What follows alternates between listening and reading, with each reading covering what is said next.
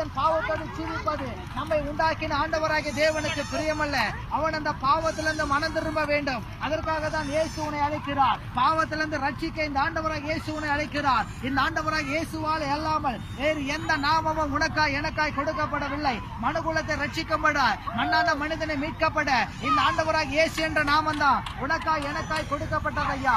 இந்த ஆண்டவராக இயேசு சத்தியமுள்ள தேவன். இந்த ஆண்டவராக இயேசு ஜீவனுள்ள தேவன். இந்த ஆண்டவராக இயேசு உண்மையுள்ள தேவன்.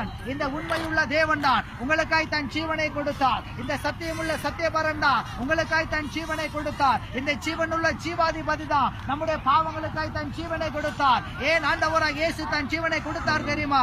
ஆதி நாட்களிலே ஆண்டவராக தேவன் அகில உலகத்தை படைத்தார் ஐயா.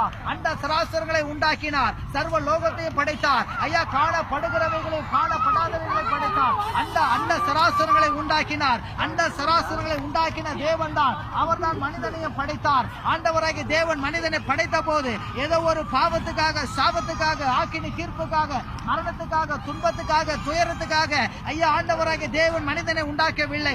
ஆண்டவராகிய தேவன் மனிதனை படைத்த போது அவன் சதா காலங்களும் ஜீவன் உள்ளவனாய், அவன் சதா காலங்களும் பரிசுத்தம் உள்ளவனாய், அவன் சதா காலங்களும் தேவனோடு உறவாடும்படியாய், அவன் சதா காலங்களில் உலகத்தை ஆளுகை செய்யும்படியாக வைத்தான். ஆண்டவராகிய தேவன் மனிதனை உண்டாக்கினார். ஆனால் ஆதி காலத்தில், ஆதி நாட்களில் உண்டாக்கப்பட்டதான மனிதன் கர்த்தருடைய வார்த்தைக்கு சொல்லிக்கு இணங்கி கீழ்ப்படியாத போனதினாலே, ஒரே ஒரு ஆதாமின் கீழ்ப்படியாமை நிமித்தம், ஒரே ஒரு ஏவாளின் கீழ்ப்படியாமை நிமித்தம் ஐயா முழு மக்கள் பாவத்திலே தள்ளப்பட்டார்கள் ஐயா.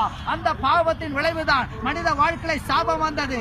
அந்த பாவத்தின் விளைவுதான் மனித வாழ்க்கையில மரணம் வந்தது. அந்த பாவத்தின் விளைவுதான் மனித வாழ்க்கையில ஆக்கினி தீர்ப்பு வந்தது. அந்த பாவத்தின் விளைவுதான் மனிதனுக்கு நரகம் நியமிக்கப்பட்டது ஐயா. இப்படிப்பட்டதான பாவத்துல, சாபத்துல, ஆக்கினி தீர்ப்புல, நரகத்துல விழுந்த மக்களை ரட்சிக்க ஐயா வானாதி வானம் கொள்ளாத தேவன், அந்த சராசரங்களை உண்டாக்கின தேவன், சர்வ லோகத்தை படைத்ததான சத்தியமுள்ள தேவன் மண்ணான மனிதனை ரட்சிக்க ஐயா, பாவத்தில் விழுந்த மக்களை ரட்சிக்க, பாவத்திலே சாபத்தில் விழுந்து போன மக்களை ரட்சிக்க ஐயா, மரணத்தை ஆட்கொண்ட மக்களை ரட்சிக்க இந்த உலகத்துக்கு இயேசு என்ற நாமத்திலே ஒரு கண்ணின் வேற்றிலே அவதரித்தார். அந்த ஆண்டவராக இயேசுதான் நம்முடைய பாவங்களுக்காய் தன் ஜீவனை கொடுத்தார் ஐயா. இந்த உலகத்திலே